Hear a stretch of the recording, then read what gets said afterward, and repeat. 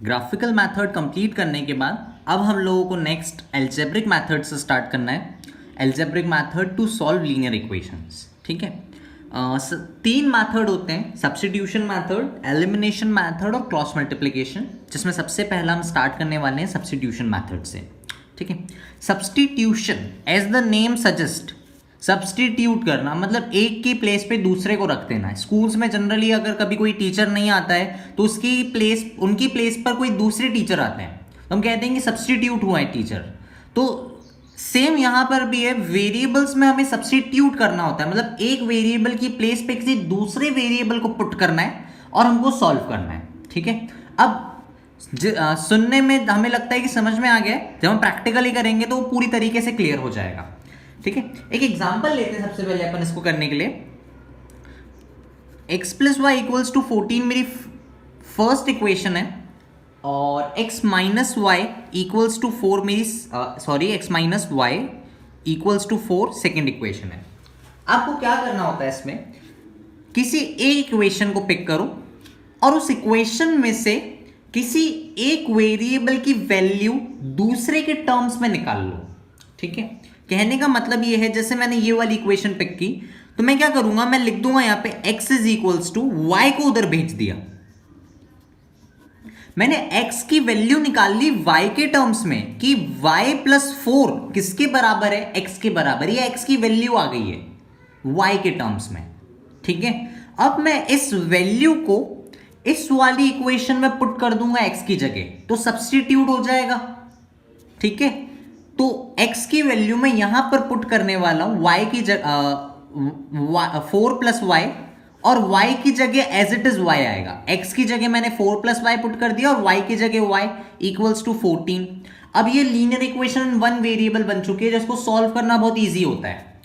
देखो 4, ये दोनों लाइक टर्म्स है, ऐड हो जाएगी y and y 2y equals to 14। सबसे पहले 4 को भेजेंगे हम RHS में, तो 4 माइनस हो जाएगा, तो 2y इज इक्वल्स टू 10। अब y की वैल्यू आ जाएगी तो 2 को इधर डिवाइड में भेज दो, तो y की वैल्यू मुझे कितनी मिल गई, y मुझे 5 मिल गया। अब हमने लिखा था x कितना है, 4 प्लस वाई, तो x की वैल्यू भी निकाल लो, 4 प्लस वाई मतलब y 5 है तो 4 प्लस 5, तो x की वैल्यू कितनी आ गई, 9। सबसे सिंपल मैथड्स में से एक मैथड होता है सब्स्टिट्यूशन मैथड। ठीक है, यस, अब हम लोगों को नेक्स्ट एल्जेब्रिक मेथड सीखना है लीनियर इक्वेशंस को सॉल्व करने का। तो सब्स्टिट्यूशन के बाद जो सेकंड मेथड आता है वो एलिमिनेशन मेथड आता है। It is also one of the easy method, काफ़ी ईजी मेथड होता है ये भी। अब हम इसको सीखते हैं कैसे होता है। As the name suggest elimination, eliminate का मतलब होता है किसी चीज़ को हटाना। सब्स्टिट्यूशन का मैंने आप लोगों को मतलब बताया था, एक की जगह दूसरे को पुट करना।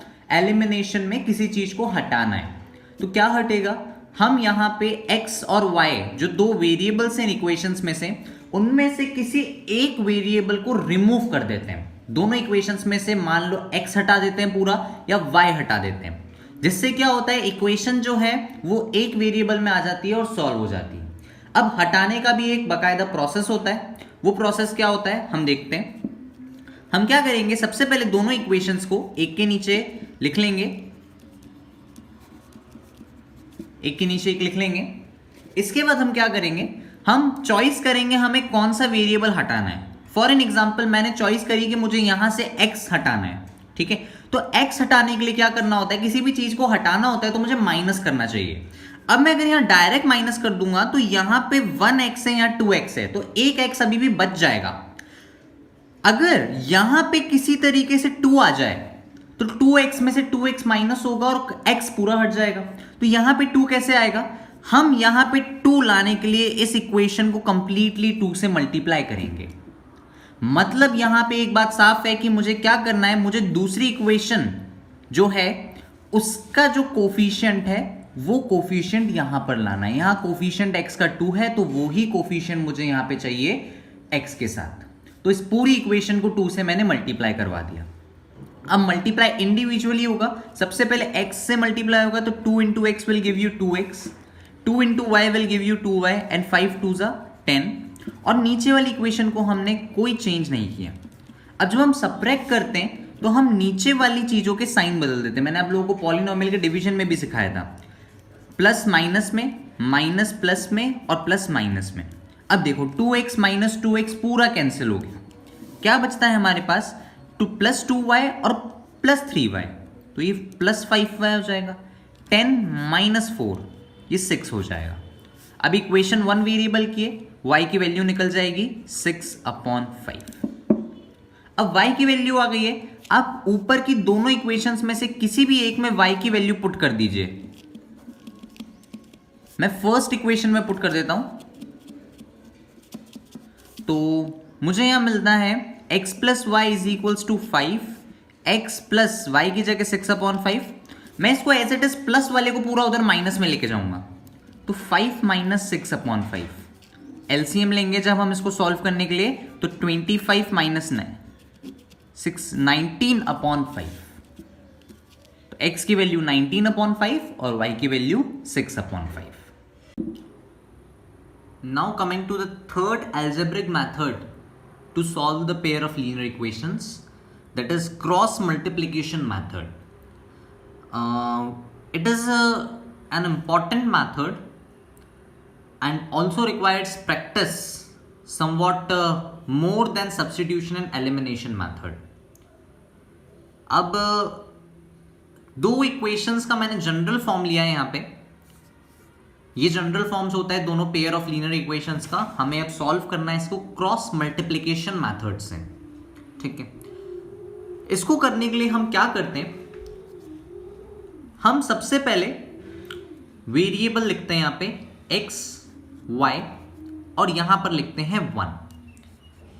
ये तीनों न्यूमरेटर में होने चाहिए, इसलिए अपन अपॉन लगा देते हैं यहां पे और इन तीनों को इक्वेट कर देते हैं इक्वल के साइन से, ठीक है। अब x के नीचे डिनोमिनेटर क्या आएगा, तो x के नीचे डिनोमिनेटर क्या आएगा, x के नीचे डिनोमिनेटर आने के लिए x को भूल जाओ, ठीक है। तो मेरे पास क्या बचता है, मेरे पास बचता है ये वाली सारी चीजें।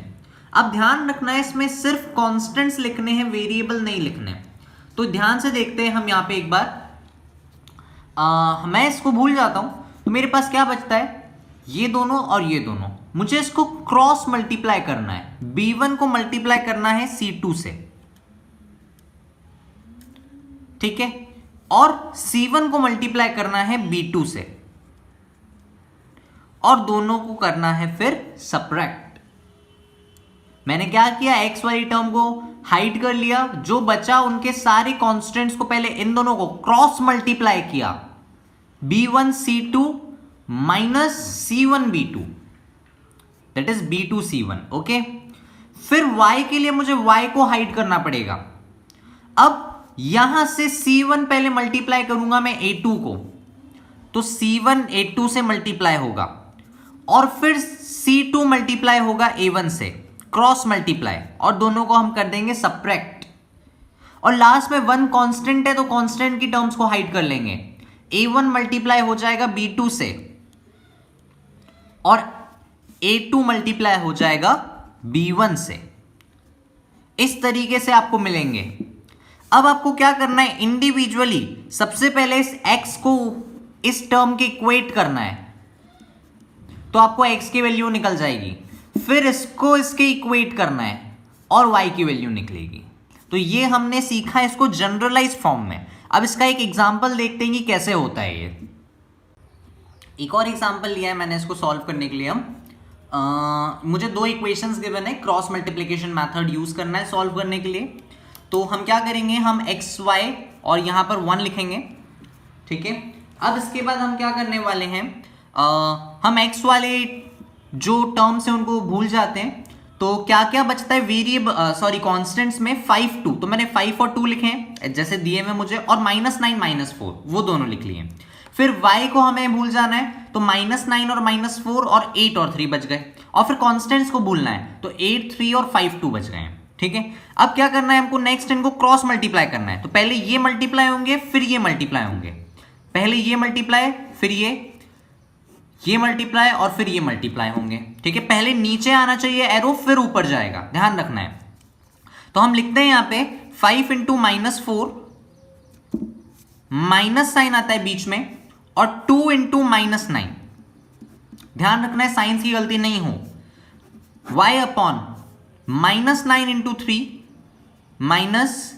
-4 इंटू 8, माइनस साइन था तो मैंने एक और ब्रैकेट लगा दिया, equals to 1 upon 8 into 2 -5 into 3, x upon 5 4 ज़ा 20 विद माइनस साइन, 9 2 ज़ा 18 माइनस साइन के साथ, इक्वल्स टू y अपॉन 9 3 ज़ा 27 माइनस साइन के साथ, 8 4 ज़ा 32 माइनस साइन के साथ, 8 2 ज़ा 16 एंड 5 3 ज़ा 15।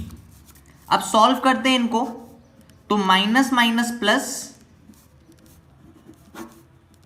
Again minus minus plus bracket खुलने पर, और 16 माइनस 15 1 होता है, -20 प्लस 18 तो माइनस का 2, प्लस 32 माइनस 27 तो प्लस का 5। अब इंडिविजुअली x वाले को इक्वेट करना है 1 इसके, और लास्ट y वाले को फिर इक्वेट करना है। तो x अपॉन -2 इक्वल होगा 1 अपॉन 1 के, क्रॉस मल्टीप्लाई जब करेंगे तो x equals to -2 into 1 that is -2, x की वैल्यू -2,